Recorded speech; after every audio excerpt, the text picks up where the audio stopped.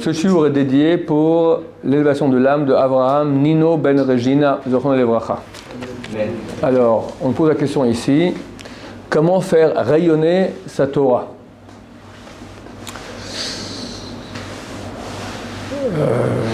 Il est écrit dans la Gemara qu'il y a 4 degrés d'expiation des péchés, selon leur gravité. Si quelqu'un a fait une mitzvah positive, comment il répare? Par la tchouva. Tchouva, donc, il dit à Dieu, j'ai péché, je regrette, je prends sur moi d'arrêter. Ça suffit. Il a transgressé un interdit négatif, un ne pas. Il a mangé du porc, il a, je sais pas moi, il s'est rasé à la lame, il a coupé les pattes ici plus de 5 mm, il a porté un habit de femme, etc.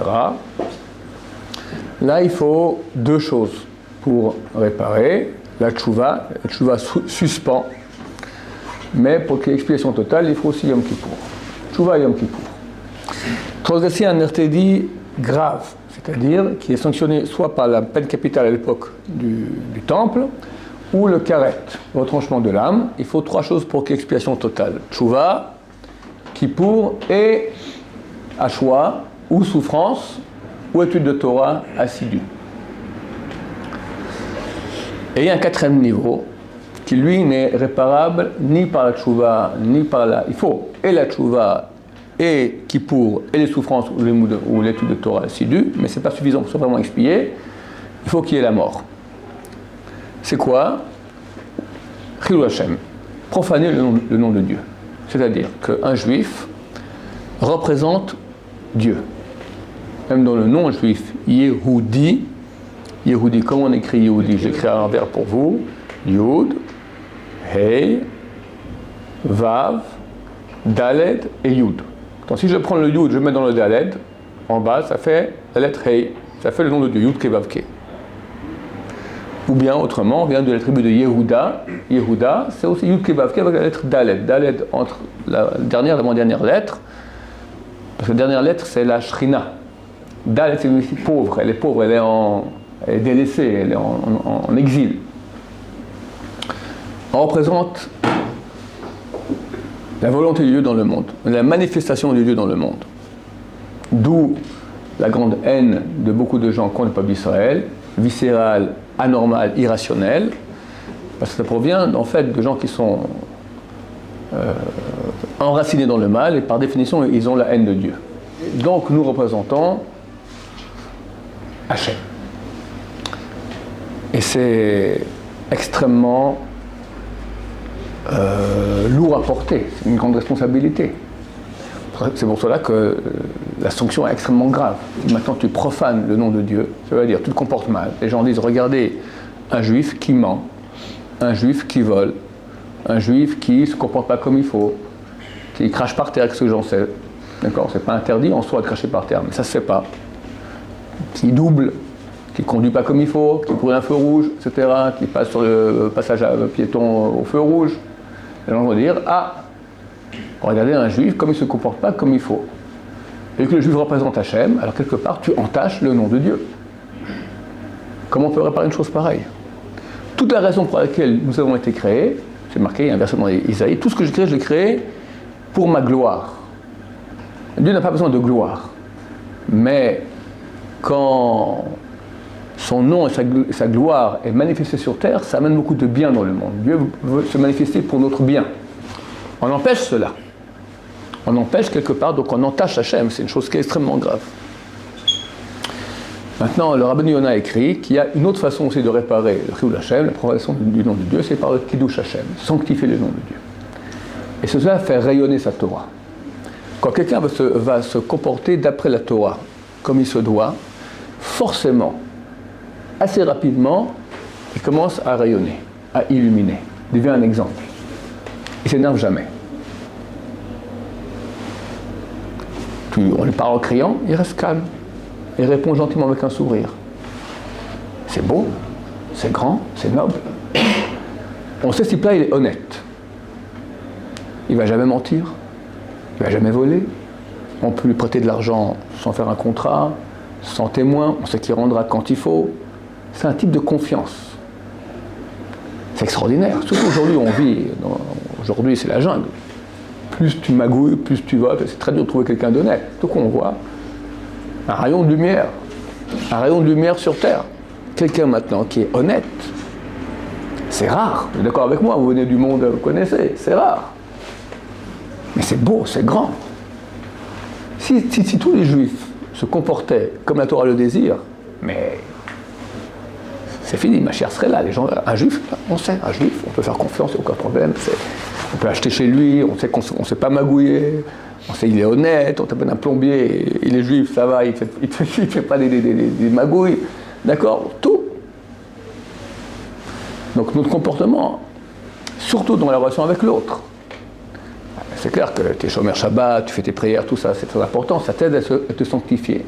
Mais pour que ça rayonne à l'extérieur, il faut aussi travailler dans la relation avec l'autre. Et c'est une partie extrêmement importante. Beaucoup de gens croient que la Torah s'arrête juste à tout manger cachère, faire Shabbat, faire les lois côté familiales, choses comme ça. C'est vrai. Ils oublient l'essentiel. C'est plus Torah. Business is business. Il n'y a plus de Torah.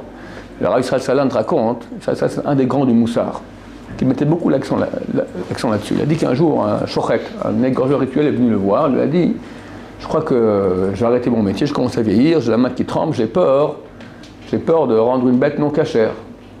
Je préfère rester devenu un homme plus simple, pas avoir une grande responsabilité, je vais ouvrir une petite épicerie, puis comme ça, il n'y a pas de problème. » Et mon cher ami, avoir une épicerie, c'est des millions de fois plus dur que d'être shochet. Tu dois connaître tout Choshen Mishpat, toutes les lois de commerce avec les gens, d'honnêteté, tu dois l'argent à quelqu'un, t'as prêté, il t'a rendu, c'est sûr, on ne peut pas avoir une marge trop grande de gain, c'est très compliqué. Il y a toutes les lois monétaires, c'est la partie la plus grande du Shulchan Aruch, c'est la partie monétaire. Qu'est-ce qu'on peut faire, qu'est-ce qu'on ne peut pas faire? Les gens croient que ça n'existe pas, c'est pas Torah, c'est pas Torah.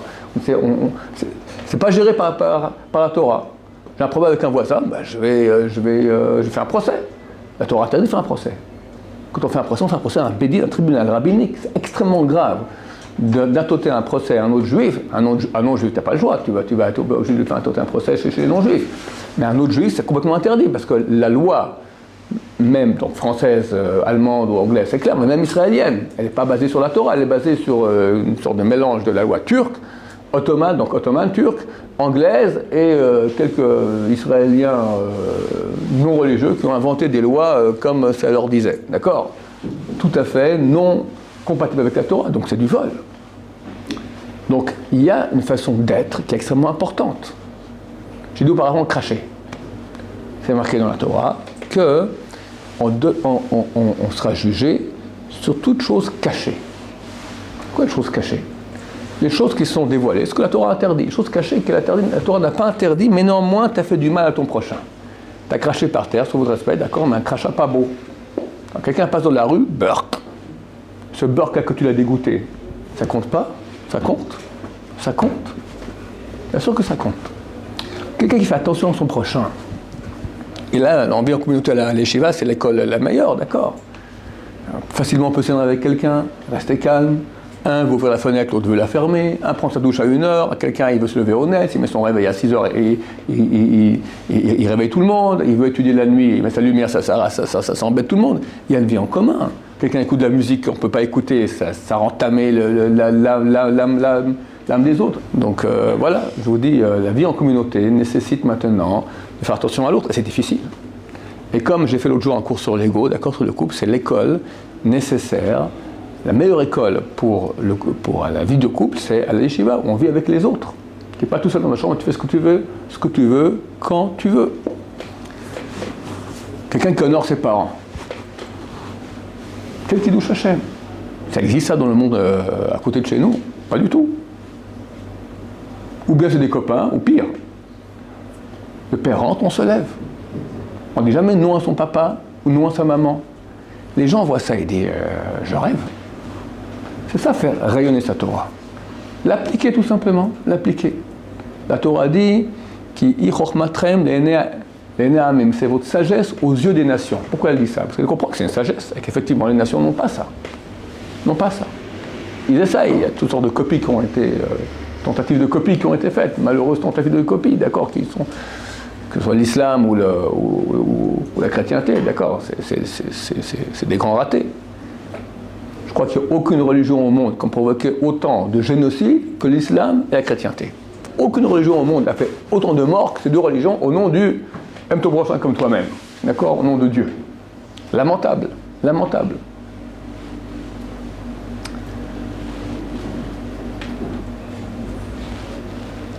Même dans le couple, on fait rayonner sa Torah. Une femme verra un mari qui est un tzaddik. Tout ce qu'il fait, c'est parce que Dieu a ordonné comme il faut faire. Elle va l'admirer, elle va faire le tapis rouge. Un homme doit être le maître dans sa maison.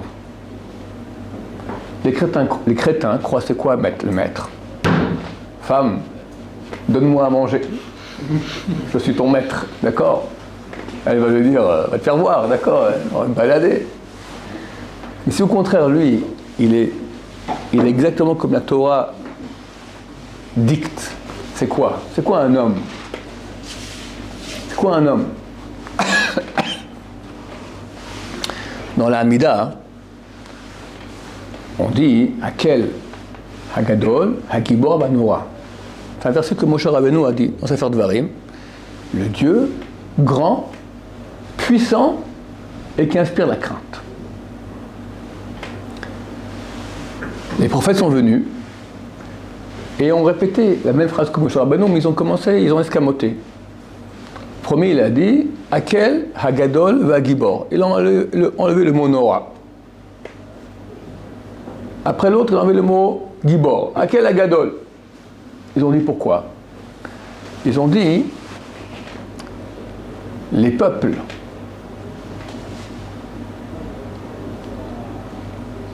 détruisent la demeure de Dieu. Vont dans le Saint des Saints, ils font des cochonneries. C'est un Dieu qui est puissant. Les peuples persécutent le peuple de Dieu. C'est un Dieu qui inspire la crainte. Non. Il est grand. Mais je ne peux pas dire qu'il est puissant, ni qu'il inspire la crainte. Ça peut être une chose pareille. Ils sont venus à une Knesset Agdola, les sages de la Grande Assemblée. La Gemara pose la question, pourquoi on appelle les sages de la Grande Assemblée? Qu'est-ce qu'ils ont de tellement grand? Ils ont ramené la couronne à sa place. Ils ont institué la prière, ils ont dit Hakel, Hagadol, Hagibor, Vanora. Le Dieu grand, puissant et qui inspire la crainte. On écrit ça. Ah, mais tu vois qu'on est en exil, on souffre. Tu vois que les goïms sont dans le Saint des Saints, ils font des cochonneries. Alors, elle est où la grandeur de Dieu? Sa puissance, l'inspiration de sa crainte? Il dit, c'est exactement ça. Un homme puissant, c'est pas un homme qui frappe. C'est donnez-moi le nom du grand boxeur là. Hein? Mohamed Ali, c'était il y a 20 ans. Tyson, moi je connais pas. Moi, je connais parce que de mon temps, il y avait Cassius Clay, c'était il y a 40 ans. Mais bon, il faut que je me mette à la page. Hein? Ouais, voilà. C'était Patrick que tu te connais. Tu n'étais pas encore né. Hein? Alors, bon, allez, vous connaissez Cassius Clay? Alors, Cassius Clay, d'accord. Cassius Clay, quelqu'un vient, il lui fait tac sur le pied, comme ça. Hein? Alors, s'il est petit, il l'attrape et le cogne. S'il est grand, il ne fait rien. Ça, c'est un homme. Ça, c'est Dieu. Ça, c'est la grandeur de Dieu. Il est maître du monde. Et les peuples font des cochonneries dans son sein des saints et persécutent son peuple, lui font une Shoah. Et Dieu ne réagit pas. Quelle puissance! Quelle puissance! C'est ça la puissance. C'est ça dans le couple aussi. Des fois, tu as le droit de dire, j'aimerais que ce soit autrement. Mais pour faire plaisir à ta femme, tu t'écrases. Pas toujours. Il faut s'écraser quand il faut s'écraser, quand il ne faut pas. Quand ça touche la Torah, on ne s'écrase pas. Mais elle verra, quand tu diras non à quelque chose, elle saura, c'est pas parce que tu n'as pas envie. Parce qu'effectivement, il ne faut pas. Donc, tu n'es pas géré par les réactions animales, tu es géré par la volonté de Dieu. Ça, c'est quelqu'un qui inspire le respect. Ça, c'est un homme. On voit, c'est une colonne de marbre. La femme, elle est beaucoup plus sentimentale que l'homme. Donc elle peut s'énerver, moi aussi, d'accord, mais normalement, elle est plus sentimentale. Donc elle est un peu... Elle sait qu'elle est sujette aux sentiments, et puis des fois, elle peut ne pas réagir comme il faut. Quand on verra un homme qui maîtrise ses sentiments, qui fait tout en fonction de ce qu'il faut faire quand il faut faire, elle peut compter sur un homme, elle compte sur lui. Pas besoin de montrer que tu es le chef, tu es le chef. Tu montres que tu es plus fort, pourquoi? Parce que tu maîtrises, tu fais ce qu'il faut quand il faut, tu es un type raisonnable, tu es une colonne de marbre, tu es un géant. C'est ça, faire rayonner sa Torah, même dans le couple, avec les enfants aussi. Les enfants, ils vont à papa qui s'énerve contre eux et les bat, de façon injuste. Alors, quand ils sont petits, ils se la ferment, mais à 13-14 ans, on va les chercher. Par contre, quand ils verront qu'ils savent très bien quand ils aimeraient papa, ils restent calmes, et ils savent ce qu'il faut faire sans s'énerver. Ah, mon papa, c'est quelqu'un. Jusqu'à 120 ans, ils vont le respecter. Donc c'est clair. Alors ça, quand le Rav veut vous dire rayonner sa Torah, ça veut dire, pas seulement apprendre la Gemara, puis c'est tout, il faut que ça rentre en nous, ça nous sanctifie, ça nous aide dans le travail, des midotes, de changer nos failles du caractère, que nous avons tous. Quand on est né, on est des parfaits coléreux, des parfaits égoïstes, des parfaits orgueilleux, des parfaits jaloux, des parfaits tout ce que tu veux, menteurs, tout ce que tu veux. Tout ce que tu peux. Il y a un travail énorme à faire, énorme, qui se fait lentement. On n'est pas, comme je dis l'autre jour, on n'est pas des crêpes, c'est pas en 2 secondes qu'on change, mais il faut commencer un beau jour à travailler, et sinon c'est fichu. Dans la vie, ça ira très très mal, parce que Dieu veut qu'on se corrige. Et si on ne se corrige pas, nous mettre dans une situation où ça ira pas, ou avec notre femme, ou avec les enfants, avec nos voisins, avec nos associés, n'importe quoi. Ce type-là, t'es invivable, t'es invivable, t'es invivable. Il faut que tu apprennes à vivre, tu apprennes à être un type bien. Alors, plutôt de le faire avec les pleurs, avec les cris, etc., il faut le faire dès maintenant. Et ça fait rayonner sa Torah. Maintenant, l'étude de Torah, elle aide dans ce sens. Parce que sans étude de Torah, on n'a pas la puissance de se battre contre les Serara. Notre mauvais penchant, il est très grand. Il faut qu'on ait une aide du ciel spéciale, ça s'appelle l'étude de Torah. Donc, il y a le parti qui est moussarik, c'est-à-dire le travail lui-même qui va m'enseigner à travailler mes mauvais traits de caractère. Mais il faut aussi une aide du ciel qui provient de l'étude en soi. La Gemara, le Chumash, la Mishnah, la Halacha, d'accord, toutes ces choses-là sanctifient la personne, ça permet que j'ai une plus grande aide du ciel pour me battre contre les Yetzirah. Mais si je ne fais que cette partie-là, qui me sanctifie sans le travail lui-même, ça ne va rien changer. Le travail ne se fera pas tout seul, je dois aussi bosser. Bosser, c'est le moussard. Moussard, c'est tous ces livres-là qui m'aident, comme je suis en train de faire maintenant, c'est un cours de moussard, d'accord, qui me réveille sur la nécessité de changer mes mauvais traits de caractère. Et c'est dur de rester calme quand on s'énerve. C'est dur de ne pas mentir quand on peut mentir et s'en sortir facilement du problème dans lequel on est.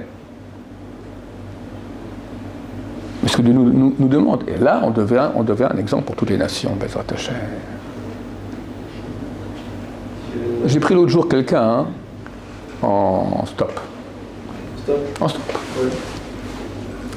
Et il me raconte l'histoire de son Rav. Alors il me dit comme ça, il me dit qu'un ami à lui, il s'occupait d'un prisonnier. Quelqu'un qui était en prison, il allait, il enseignait la Torah, etc., beaucoup de choses. Puis un jour, ce type-là, il a besoin d'argent. Alors le prisonnier lui a dit, écoute, tu sais quoi, moi je suis en prison pour un bon bout de temps, j'ai de l'argent à la banque, je te le prête. Quand je sortirai, tu me le rendras.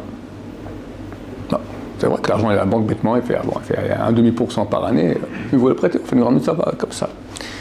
Tu poses la question à son Rav, il a dit non. Pourquoi? Parce que inconsciemment, tu vas commencer à prier pour qu'il ne sorte pas de prison. Inconsciemment, le jour où il sort de prison, je leur rentre l'argent, tant qu'il est en prison, bon alors, bien sûr que je veux qu'il sorte de prison, mais quelque part, inconsciemment, dans la tête, bon, tant qu'il reste en prison, je peux ne pas rendre ma dette. Tu t'empruntes pas. C'est une grandeur, c'est beau, il a besoin d'argent. Mais peut-être que quelque part, intérieurement, ça ne sera pas complètement pur. Non. Allez, un autre exemple. Tu m'as envoyé sur la... C'était à Novardok, je crois à Armentières. Armentières, c'est une yeshiva Novardok à la base. Il y avait donc, dans les yeshivas, chaque élève, il y a un élève qui était préposé C'est ça le tat. Le tat, c'est donner aux élèves qui sont un peu pauvres, on leur donne pour les fêtes un costume, quelque chose comme ça, un chapeau. Attends, quand quelqu'un, alors le type, maintenant, lui, il doit décider, enfin, il est juge, à qui il donne pas. Si quelqu'un voulait un costume pour la fête, qu'est-ce qu'il faisait? Il allait chez cet élève, il l'insultait. Il criait dessus. T'es un pauvre type, t'es rien, vraiment. C'est certain qu'il recevait un costume pour la fête. Pourquoi? Parce que le type, maintenant, qui devait juger, il se dit, pourquoi je ne lui donne pas? Non, certainement, je lui en veux pour ce qu'il m'a dit, alors je vais travailler contre ça et je lui donne. Exprès pour pas que la raison que je n'ai pas donnée, c'est que peut-être je lui en voulais pour ce qu'il m'a insulté. Donc, c'est le truc pour avoir un costume. Le travail qu'il faisait, justement, pour être pur dans la décision qu'il faisait. Voilà, que Dieu nous aide à être des gens purs. Baruch Adonai, Oman Va'amen.